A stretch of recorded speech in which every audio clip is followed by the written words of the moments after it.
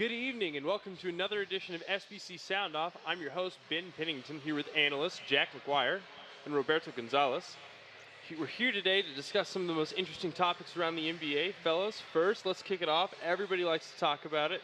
Talking about who is the GOAT of the NBA. No, I'm not talking about farm animals. I'm talking about who is the greatest of all time. Everybody loves to talk about it. Who's your pick? Well, I mean, with the fate of the universe on the line. Oh boy. There you go. No, shout out to my man Max Kellerman. I think the greatest of all time clearly has to be Michael Jordan. You can't really debate against his finals record. He's earned 6 NBA Finals MVPs on the way to leading the Chicago Bulls to a 6-0 championship record. I think that defines greatness at the highest level. He scored the highest points per game. Career-wise, he scored the highest points per game in NBA history. Just kind of shows his elevated ability to score against anyone that they kind of put on him during his tenure during those years with the Bulls. 5 different NBA Finals MVPs, Defensive Player of the Year. Just an incredible overall athlete, and definitely winning at the highest level has a lot to say with it. So Michael Jordan, MJ, 23. Yeah, that all sounded great. That sounded real good. The GOAT is LeBron James. Oh, okay. The GOAT is the 10-time NBA champion, or not champion, 10-time finals goer, but 10-time conference finals champion, 4-time NBA champion, 4-time league MVP, should be 1-time DPOY. Thanks, Marc Gasol, for that. It's just LeBron James. He's in year 20. There's no noticeable drop-off. Does he not injure his ankle? We're not who knows what could have happened in these last few years. He has been so rock solid for 20 years, and since he was 18 years old, he has had the pressure to be as good as Michael Jordan. At 18 years old, that's no one can do that. No one is supposed to be able to do that, and he's done it. Those are unbelievable expectations, and he has surpassed them unbelievably. Just the way he's able to lead any team he's on, you put him on any team, with this Lakers team, that Cavs team, the Heat team, he finds a way to win. He knows whether to, with the Kyrie shot in Golden State, he knew that was his call. He knows he puts everything on the line to win, not for some, obviously he feels that he is the GOAT as well, but his goal is winning, and when he's on the floor, that's all he's trying to do. It's obvious from his amazing passing. He can shoot. I don't know. I just no, I don't see an argument. He can do it all. A lot of these players are going to be talking about absolutely can. When I was trying to think about it, I was trying to think a little bit outside of the box. I was trying to get creative. I was thinking about some what ifs, like what if Wilt cared as much about winning as he did putting up stats? Would we consider him the GOAT? If Magic never contracted HIV, what do you think about that? If Kobe and Shaq never split up and Kobe wins 7 rings, do we think about that? But one I came to that was very interesting to me. I was looking up a quote from Greg Popovich, the all-time winningest coach in the NBA. Someone asked him what the key to his success was. And in a few words, he said, draft Tim Duncan. And I think that speaks to a lot that we don't talk about. He's a 5-time champion, 2-time MVP, 3-time finals MVP. But more importantly than that, he is the Spurs culture. The Spurs had one of the longest, most successful dynasties rolling more than a decade, making the playoffs every single year, just amounting to an absolutely ridiculous amount of success. Obviously Jordan, LeBron, that's who everybody thinks about. That's the best debate there is. It's the current best in the league versus probably, the past, everybody's parents and the older generation necessarily takes Jordan. But, it's just kind of interesting to think about. But the ego of Tim Duncan, the way he was able to be a leader for that team, the way he was able to establish the defense and keep everybody in line and keep it all together. You see LeBron, trade away his guys. You saw how Michael Jordan treated Scottie Pippen on The Last Dance, the way the friction was there. I think you can't underestimate the value of Tim Duncan's leadership as well as his low ego for being able to be a true leader in that locker room. I love that. 3 championships in 3 different decades. That says something, not only about longevity, but greatness along all those years. Definitely agree. I think Tim Duncan is probably very underrated when it comes to those kind of GOAT talks. Who's at the top of the list of your best players of all time. No Michael Jordan. But, and I think, yes, you think about how Jordan led his teams a little bit with fear. You know, LeBron James has also shown like very great leadership qualities. It's kind of like a different feel. But I mean, at the end of the day, the goal is winning. And Michael Jordan did that at the highest level. I mean, that's LeBron James going to the finals 10 different times. I mean, that's just an incredible feat. Like, you know, to be able to do that, that's amazing. But I feel like if you lost a little bit more than you won, are you really considered, you know, the greatest of all time, right? So as we're getting into kind of the nitty-gritty of this, you know, it's important you kind of define your goalposts and not move them around too much. So how do you all define greatness in the NBA? What should we be looking for? What are the characteristics that make someone great? Well, me personally, and I think that'll be obvious by my GOAT pick, I prefer longevity over peak, because if we're talking about peak, where does Jeremy Lin rank all time for his Linsanity run? Is he a top 10 player of all time? If we're going off peak, what's the peak? And I prefer longevity more so in the sense because it's more objective. When people talk about peaks, it's what is it? Is it a year? Is it 2? Is it 3? Is it 5? Like, what is it? And you know, peaks, like you brought up Tim Duncan, that discredits the fact that Tim Duncan won 3 NBA championships in 3 different decades. Are you going to say you're going to, you know, marginalize, like, small his peak, make it, like, tinier than what it actually was? I don't think you should. And the same with LeBron. At 18, comes in, obviously going to be great, and then the next year, almost, you know, people are like, is this guy the best player in the league? And for the next 19 years, the conversation's been the exact same. I don't think you can top what LeBron James has done in an NBA that has only gotten better with every passing year, and he has not fallen off. He's been at the top of the mountain, and he's battled his way there, and he hasn't left yet. Right. I think that's all great, but I think when you think about peak, like peak in that 8-year run that Michael Jordan had was like 6 championships in those 8 years. Obviously, you know, he took a year off, went to go play, you know, a different sport. Really that went well. Yeah, right. Definitely not the GOAT there. But, you know, trained his body and then had to come back and then readjust himself over to that NBA landscape, and still coming up with that second three-peat that following year. Again, you know, you talk about LeBron's peak, and what is that? Is those 10 finals runs. You lose more than you win. Like, is that really considered, you know, like top? I still think it's. I'd rather get to the finals than go out in the first round, but that's just me. I don't discredit the years. I think, you know, a lot of people like to say like, oh, well, Michael Jordan missed out on the first couple years. LeBron James. There has been some years where he hasn't made the playoffs, right? But I definitely don't discredit those. But I think, you know, there's a lot of great teams, a lot of great players. But when your moment is called up, how are you going to perform at the highest level? And that's where I think Michael Jordan kind of gets everyone. Yeah, no, I think that's really interesting. I think that's kind of the scenario that a lot of people like to put themselves in. You know, it's like that. You got the game on the line. You got one shot. Who are you going to give it to? And for that, like Michael Jordan makes a lot of sense. I mean, Iguodala, Ray Allen, you could say. But no, that kind of situation makes sense. I also think there's lots of other ways you could look at it. You know, you could think about, like, counting sets. You could make an argument for Kareem and the way he's the points leader in the NBA. Was so good for so long. You could make an argument for Steph, the way he revolutionized the game, the three-point revolution, you know, the way he changed it. You could make an argument for Kobe because of the cultural impact he has, the amount of people that are so passionately fans of him.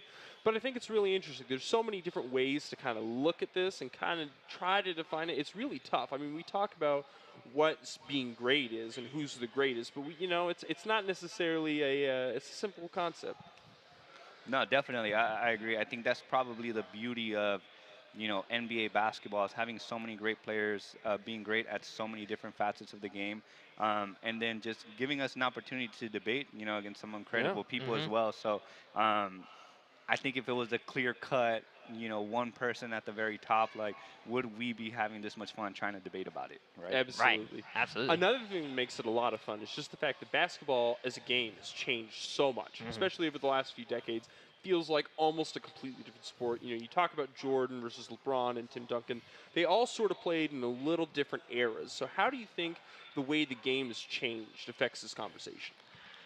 I think certain rule changes, like the illegal defense rule, that's something that I think obviously played heavily into Jordan's favor. He gets more one-on-one matchups. He, you know, the defense is on a complete other side of the court, and he gets to do what he does.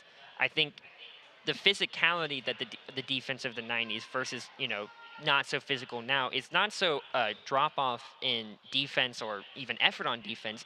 in my opinion, guys back then had to be physical because they weren't as technically sound on defense as today's league is. The sets, run by today's leagues are run by, they're high IQ basketball plays that these defenders are running. So that's something that thinks a big change. Obviously, Steph really changed the game with the three-point shot. Like, teams are trying everything they can to emulate it and, throwing up bad shots. And the thing about Steph is no shot he takes is bad, and even so, he takes smart shots. He only takes them when he has to, and most of the time they go in, and that's why they just won this NBA Finals, because they take those smart shots. But three-point shooting is like a big, probably the biggest change. Like it passes the eyeball test of the biggest change so far in the league over the last 20 or so years, I think, for sure. No, of course. I think whenever you start talking about who revolutionized the game, I think you definitely need to get some respect.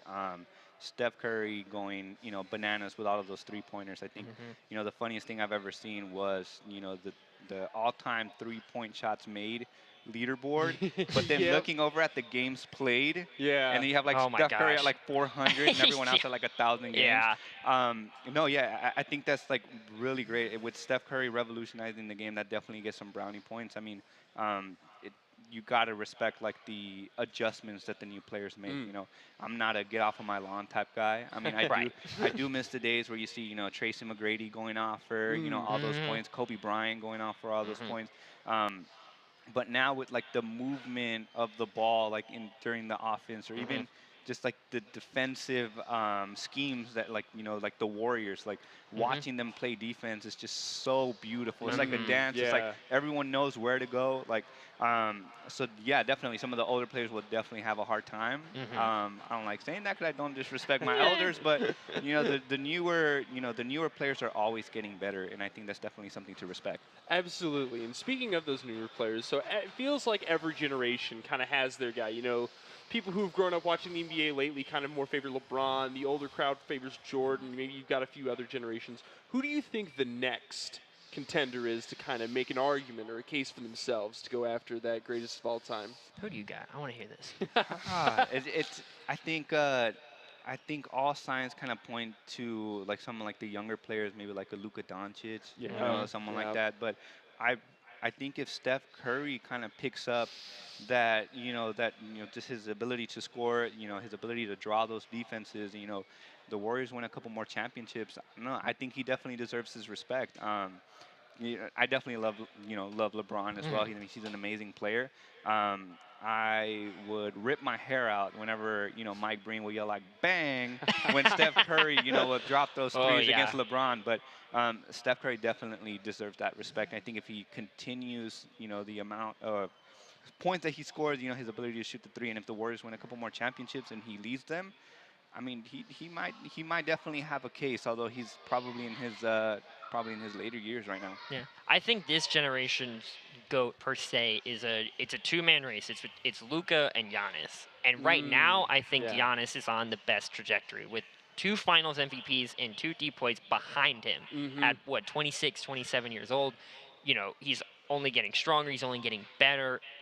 With Luka, yes, he's so ball dominant and so just overall dominant, but you can scheme for him. You can set things in motion. You go try and mitigate.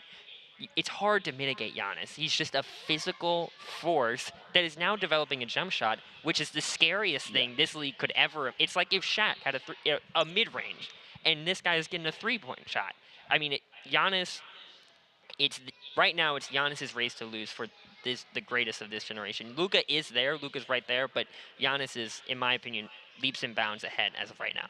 I think this is a real fun conversation to have because a lot of times, when you're looking at guys like Luka and Giannis, they've got so much of their career ahead of them. You've got so much to look forward to as fans of the NBA. I definitely agree. Those were 2 of my guys, Luka and Giannis, that I think are really primed too. I think Luka, what he's done in the playoffs on kind of a, not nearly the complement of players that Giannis has been extremely impressive in itself. He's been able to lead the Mavs through series by himself. He's been darn near an MVP candidate already. So I think there's definitely an argument to be made. I think, again, Steph in his later years, I mean, the way he's changed the game is making an argument.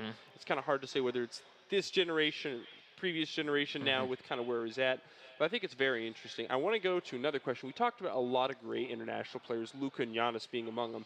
But I want to ask you, over a quarter of the league is made up of international players. Who do you think the greatest international player of all time is? I mean, I think that one's pretty simple as well. I think it has to go to Dirk Nowitzki. Coming out of Germany, I feel like a lot of fans probably gave it to him. He's a little too skinny. He's not the typical power forward during that time. It was a stretch 4.